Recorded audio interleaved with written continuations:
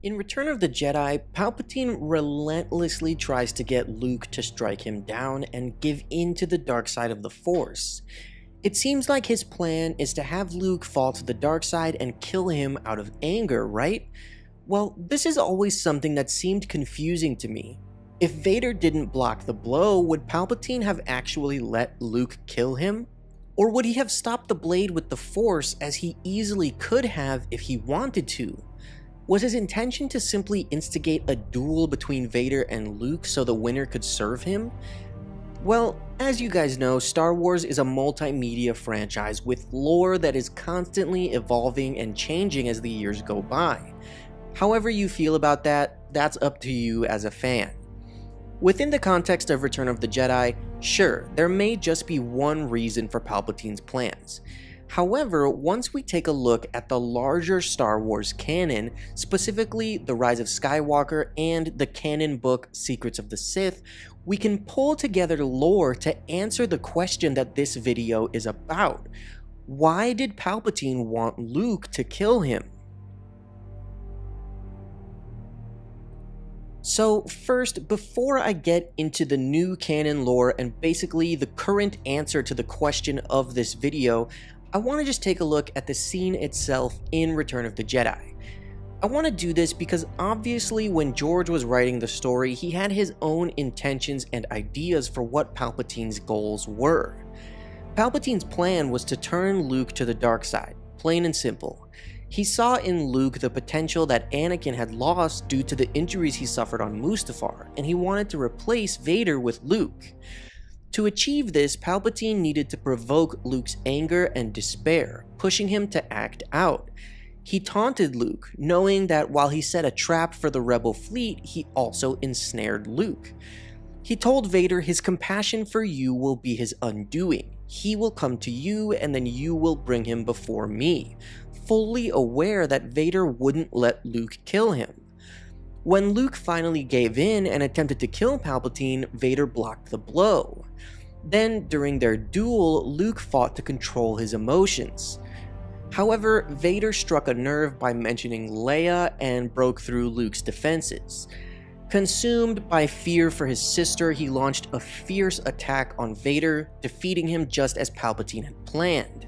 However, much to Palpatine's surprise, Luke resisted the dark side. He realized he was about to become his father. Seeing that Luke would not turn, Palpatine attempted to kill him, but was thwarted by Vader's unexpected betrayal. Importantly, Palpatine could have easily overpowered Luke at any moment. Alone, Luke was no threat to him. Okay, so that seems to be what we can gather from Return of the Jedi, right? I feel like that's usually the common interpretation, is that Palpatine didn't actually want Luke to strike him down and kill him. He was just trying to instigate a duel between Vader and Luke. Maybe that is the case if you just take the movie at face value and you don't look at any of the lore. But as you guys know, if you've watched my videos before, that's not what we do here. So let's jump right into canon lore to explain the true canonical answer to our question. Right off the bat, yes, Palpatine did actually want Luke to kill him in that moment, because he already had his own plans in motion. The dark side of the Force was a pathway to many abilities that some considered to be unnatural. Palpatine wrote that his master Darth Plagueis had been the first Sith Lord to unlock the secret to immortality. Plagueis was actually able to keep other beings from dying. Studying his methods, Palpatine learned how to transfer his own consciousness through the Force from one mortal vessel to another. No matter what, if his body was going to die, his spirit could live eternally as he moved from body to body. This dark side ability was called transference. In canon, we know that Palpatine already had clones of himself and other experiments being prepared on Exegol during the time of the original trilogy. In the Vader comics, Vader goes to Exegol and sees all of this stuff. That's how Palpatine was able to survive when Anakin killed him in Return of the Jedi, by transferring his consciousness into one of the clone bodies waiting on Exegol. So, this adds new meaning and even more depth to Palpatine telling Luke to strike him down. After all, who would make a better host than the son of the Chosen One? From what we saw in The Rise of Skywalker, it seems that he could only pass his spirit into someone if they were under the influence of the dark side, which is why he told Luke to give into his anger and fear and take his weapon to kill him. If Vader didn't block the blow, Palpatine would have transferred his consciousness into Luke's body. This is really all laid out for us with the context of Episode 9 and what we know now about everything that Palpatine had planned. It's also very similar to the details of the Dark Empire trilogy in Legends, where Palpatine did want to possess Luke at one point, and then later he intended to possess the infant Anakin Solo instead.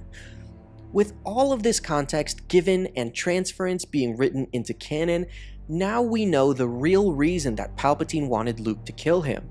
It's the same reason that he wanted Rey to kill him in Episode 9. He was just looking for a new and more powerful body to possess the entire time. So, you guys know, the sequels are not my favorite Star Wars movies. They're my least favorite.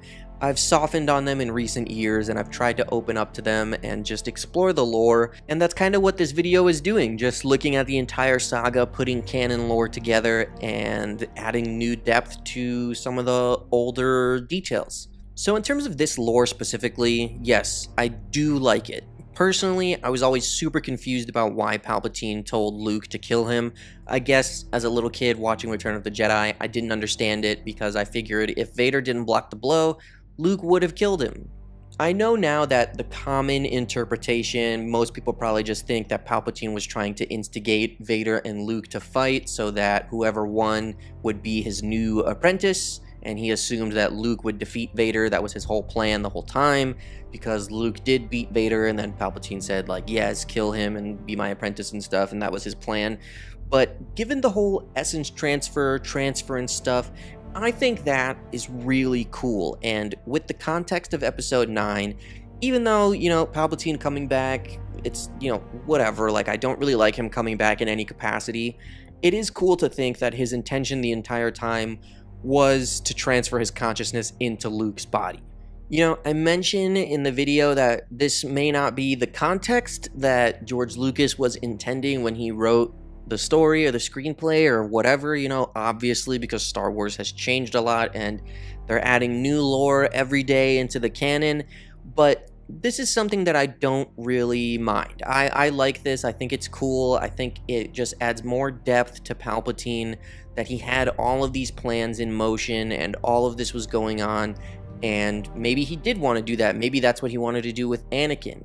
It's canon that he wanted to create a Force dyad with Anakin, and then we know later in The Rise of Skywalker that he wanted to transfer his consciousness into Rey because she was of his bloodline and she was really powerful. So I think it makes sense that he wanted to transfer into Luke because Luke inherited all of Anakin's potential, and he was basically Anakin if Anakin never got injured on Mustafar.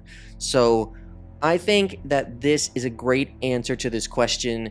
Instead of saying, oh, he didn't really want Luke to kill him, he just wanted Vader and Luke to fight. This is a cool answer when you're like, why did Palpatine keep telling Luke to kill him? Oh, because he wanted to possess his body, because canonically he already knew how to do essence transfer this whole time from Darth Plagueis. And that's how he survived when Anakin threw him down the shaft, is he sent his mind out into a clone body on Exegol. It just wasn't ready, and that's why he was all rotting and stuff, and he wanted to transfer into Rey. So, I don't mind it. I know, you know, Palpatine coming back, I think in general, overall, yes, it's dumb. I don't really like it in canon or in Dark Empire, but, you know, it's there. It happened. Episode 9 is there. Whatever, you know, it's all Star Wars. I love Star Wars. I love the lore. It's literally what I do for my job, so yeah, I wanted to make this video to answer this question. I hope that you guys enjoyed it. Thank you so much for watching. And as always, may the Force be with you.